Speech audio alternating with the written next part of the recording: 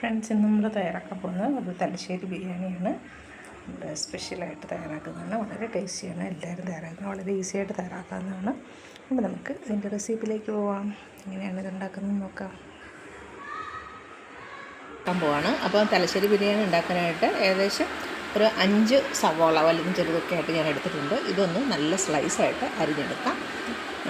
ഇത് ആദ്യം അരിഞ്ഞെടുത്ത ശേഷം ഞാൻ കുറച്ച് പച്ചമുളകും ഒരു 10-12 പച്ചമുളകും അതുപോലെ തന്നെ 15 അല്ലി വെളുത്തുള്ളി, ഒരു വലിയ കഷ്ണം ഇഞ്ചി, ഇതെല്ലാം കൂടെ ഒന്ന് ചതച്ചെടുക്കുന്നുണ്ട്. അപ്പോൾ ആദ്യം നമുക്കിത് ഓണിയൻ നന്നായിട്ട് ഒന്ന് സ്ലൈസ് ചെയ്തെടുക്കാം.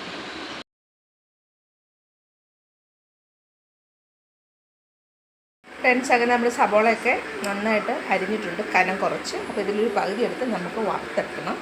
അപ്പോൾ അതവിടെ ഇരിക്കട്ടെ. അപ്പം ഞാൻ പറഞ്ഞത് 10-15 അല്ലി വെളുത്തുള്ളി, അതുപോലെ തന്നെ 10-12 പച്ചമുളക് മീഡിയം സൈസിലുള്ളത്, പിന്നെ ഒരു വലിയ കഷ്ണം ഇഞ്ചി, ഇത്രയുണ്ട്. ഇതൊന്ന് ചതച്ചെടുക്കണം. അപ്പോൾ അതും കൂടെ നമ്മൾ അതിനോടൊപ്പം ചേർത്ത് വഴറ്റുന്നുണ്ട്. കുറച്ചെടുത്ത് മാറിനേഷനിലും ചേർക്കുന്നുണ്ട്. ചിക്കൻ ഏകശാല അരിയാണ് ഇത്. ഏകദേശം ഈ ഒരു ഗ്ലാസ്സിന് 2.5 ഗ്ലാസ് എടുത്തിട്ടുണ്ട്. ഇത് നമുക്ക് കുറച്ച് വെള്ളം ഒഴിച്ച് നമുക്കൊന്ന് ഒരു അരമണിക്കൂറോളം ഒന്ന് ഇതാക്കാൻ വെക്കാം, സോക്ക് ചെയ്യാൻ വെക്കാം. അപ്പോൾ അതവിടെ നിന്ന് സോക്കാവട്ടെ. എന്നിട്ട് നമുക്ക് ബാക്കി ചെയ്യാം. ഫ്രണ്ട്സ്, നമ്മളങ്ങനെ ഇഞ്ചി, വെളുത്തുള്ളി, പച്ചമുളക്, അതുപോലെ തന്നെ കുറച്ച് മല്ലിയിലയും ഒരിത്തിരി പുതിനയിലയും കൂടെ ഞാനൊന്ന് ചതച്ചെടുത്തിട്ടുണ്ട്. അപ്പം ചിക്കൻ ഇവിടെ കഴുകി വെച്ചിട്ടുണ്ട്. ഇത് ഏകദേശം 1 കിലോ ചിക്കനാണ്. അതിൻ്റെ കൂടെ നമുക്ക് കുറച്ച് ചതച്ചത് ഇടാം. പിന്നെ നമുക്ക് കുറച്ച് മഞ്ഞൾപ്പൊടിയും ഉപ്പും കുരുമുളക് പൊടിയും കൂടെ ചേർത്ത് ഒന്ന് മാറിനേറ്റ് ചെയ്ത് വെക്കണം. അതിന് ശേഷം നമുക്ക് അതൊരു 10-15 മിനിറ്റ് വെക്കാം. അതിന് ശേഷം നമുക്ക് ഇതിനെ കറിയാക്കാം. സവാളയൊക്കെ വഴറ്റിയിട്ട് ആവശ്യത്തിന് ഉപ്പിട്ടിട്ടുണ്ട്. കുറച്ച് കുരുമുളക് പൊടിയും കൂടി ഇടാം.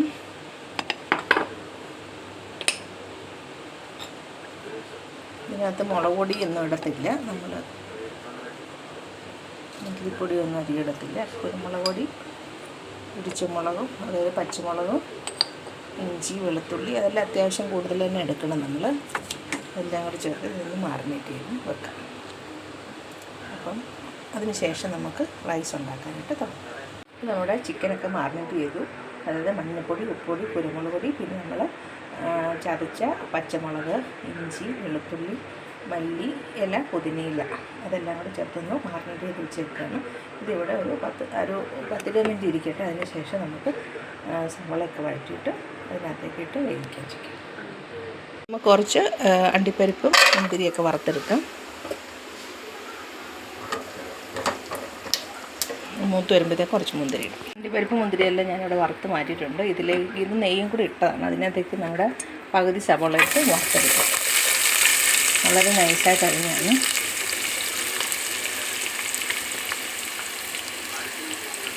അപ്പോൾ ഇതൊന്ന് വറുത്തെടുക്കണം. ഇത് വറുത്തെടുത്തതിന് ശേഷം നമുക്ക് ബാക്കി സവോള വഴറ്റി ചിക്കനും മാറിനേറ്റ് ചെയ്ത ചിക്കനും കൂടി ഇട്ട് ചിക്കൻ കറിയാണ്. ഇത് വറുത്താദ്യം മാറ്റി വെക്കാം. ഇത് അവിടെ നിന്ന് വഴറ്റട്ടെ. ഈ സമയം കൊണ്ട് നമുക്ക് നമ്മുടെ അരി വേവിച്ചെടുക്കാം. അപ്പോൾ ഇതിനകത്തേക്ക് ഞാൻ ഓൾ സ്പൈസസ് ഒക്കെ ഇട്ടിട്ടുണ്ട്. അതായത് ഗ്രാമ്പൂ, കറുവപ്പട്ട, ബേ ലീഫ്, ഏലക്ക, കറുത്ത വലിയ ഏലക്ക, ചെറിയ ഏലക്ക എല്ലാം ഇട്ടിട്ടുണ്ട്. അപ്പോൾ അതെല്ലാം ഒന്ന് ആയി വരുന്നിടം വരെ നെയ്യിലൊന്ന് മൂപ്പിച്ചിട്ട് അരിയും കൂടി ഇട്ട് ഒന്ന് ചെറുതായിട്ട് വറുത്തെടുക്കാം. അതിന് ശേഷം നമുക്ക്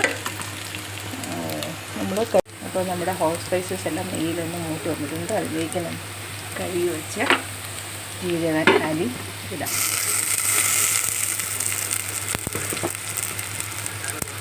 സബോള ഏകദേശം വരുന്നുണ്ട്. കുറച്ച് ഉപ്പും കൂടെ ഞാൻ ഇട്ടിരുന്നു. അപ്പോഴത്തേക്കും നമ്മുടെ ജീരകശാല റൈസ് ഏകദേശം വറുത്ത് വന്നിട്ടുണ്ട് നെയ്യിൽ ഇട്ട് ഓൾ സ്പൈസസിൻ്റെ കൂട്ടത്തിൽ. അപ്പോൾ ഇതിലേക്ക് നമ്മൾ ഇത് 2.5 ഗ്ലാസ് അരിയാണ്. നമ്മളൊരു 4 ഗ്ലാസോളം വെള്ളം ഒഴിക്കാൻ നമുക്ക് വേണ്ടി. അത് ഇളച്ച് ആവശ്യത്തിന് ഉപ്പ് ഇട്ട് കൊടുക്കണം. അപ്പോൾ നമ്മുടെ റൈസ് ഇവിടെ ആവശ്യത്തിന് ഉപ്പൊക്കെ വെച്ച് വേവിക്കുകയാണ്. അപ്പോൾ ഇത് അവിടെ നിന്ന് വേകട്ടെ. ഏകദേശം ഒരു 90% വേകുമ്പോൾ നമുക്ക് ഇത് ഓഫാക്കാം. നമ്മുടെ സബോള ആയിക്കൊണ്ടിരിക്കുകയാണ്. നമ്മളിവിടെ വെള്ളം ചേർത്ത് അരി വേവിക്കാൻ വെച്ചേക്കാണ്. ഓൾ സ്പൈസസും നെയ്യൊക്കെ ചേർത്ത് ആവശ്യത്തിന് ഉപ്പിട്ടിട്ടുണ്ട്. ഇത് 90% വെന്തരം വരെ വെക്കുക. അതിനുശേഷം നമുക്ക് വെള്ളം വറ്റിച്ച് തന്നെ എടുക്കുന്നതാണ് ടേസ്റ്റ്. അപ്പോൾ അതടിക്കട്ടെ. ഇത് ഗോൾഡൻ ബ്രൗൺ ആകുന്നത് വരെ വറുക്കട്ടെ. ഇപ്പോൾ ആവശ്യത്തിന് ചേർത്താണ്. ഇനിയിപ്പോൾ പെട്ടെന്ന് ഫ്രൈ ആകും. അതിന് ശേഷം നമുക്ക് ബാക്കി സാധനങ്ങൾ വഴറ്റിക്കറിയില്ല. ഞാൻ ഈ ചോറ് വേകാൻ വെച്ചതിൽ ഒരു പാതി നാരങ്ങയും കൂടെ പിഴിഞ്ഞൊഴിക്കുകയാണ്.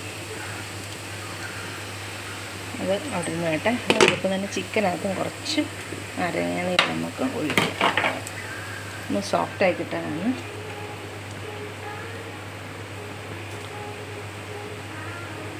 അതവിടെ ഇരിക്കട്ടെ. ഇത് വാങ്ങാറായിട്ടുണ്ട്.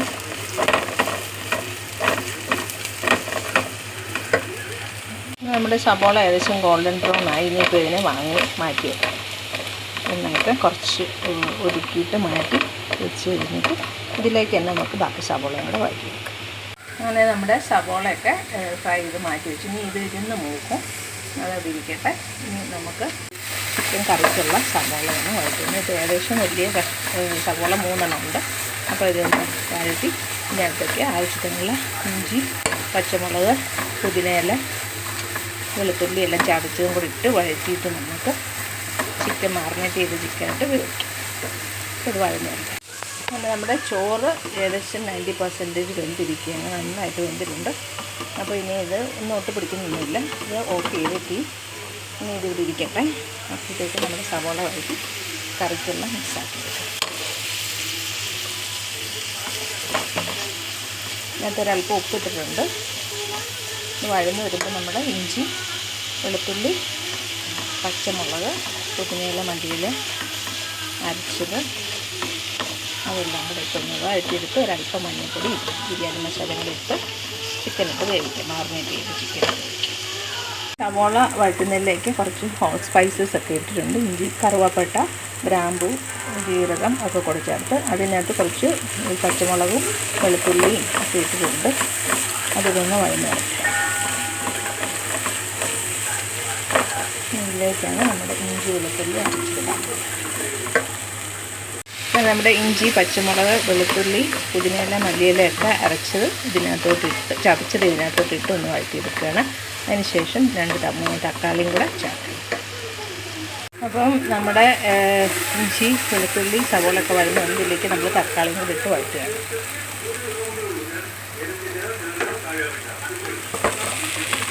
രണ്ട് തക്കാളിയാണ്, മീഡിയം സൈസിൽ 2 തക്കാളി ഇട്ട് വഴറ്റുക. ഇത് വഴന്ന് വരുമ്പോൾ ഒരല്പം മഞ്ഞൾപ്പൊടി ഇടുക.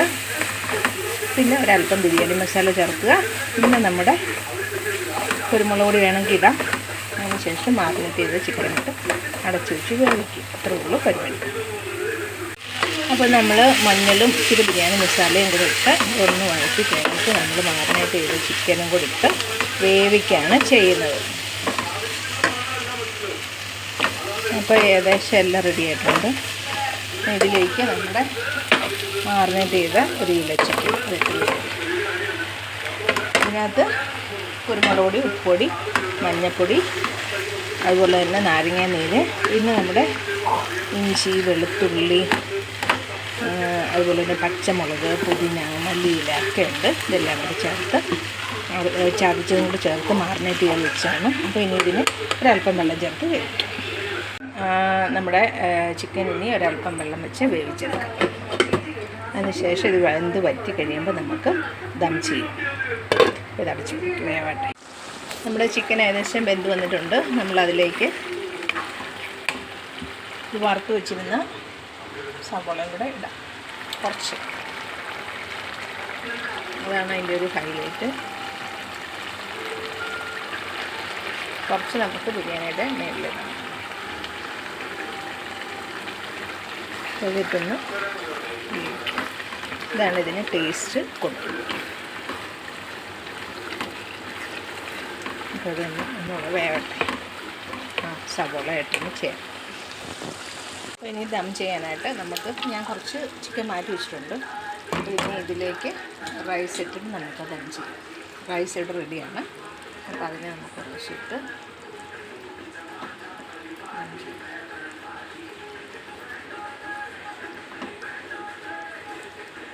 പകുതി ഇടാം. എന്നിട്ട് അതിൻ്റെ പുറത്ത് പുതിനയിലയും മല്ലിയിലയും പിന്നെ അണ്ടിപ്പരിപ്പും മുന്തിരിങ്ങയും ഒക്കെ വറുത്തതും സവാള വഴറ്റിയതും ഒക്കെ ഇടാം. എന്നിട്ട് ബാക്കി റൈസും കൂടിയിട്ട് കുറച്ച് ചിക്കൻ കൂടെ ചെയ്തിട്ട് അപ്പം നമ്മൾ ഒരു ലെയർ ദം ചെയ്യാനായിട്ട് റൈസൊക്കെ ഇട്ടു.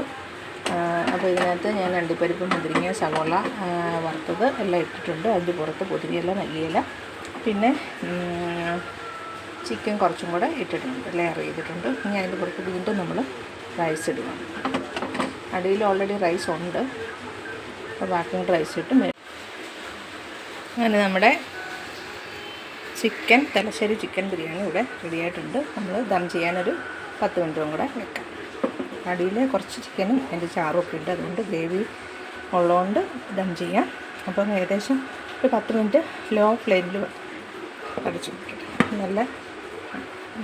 നല്ല എയർ ടൈറ്റാണ്, അപ്പോൾ അത് അടഞ്ഞിരിക്കും.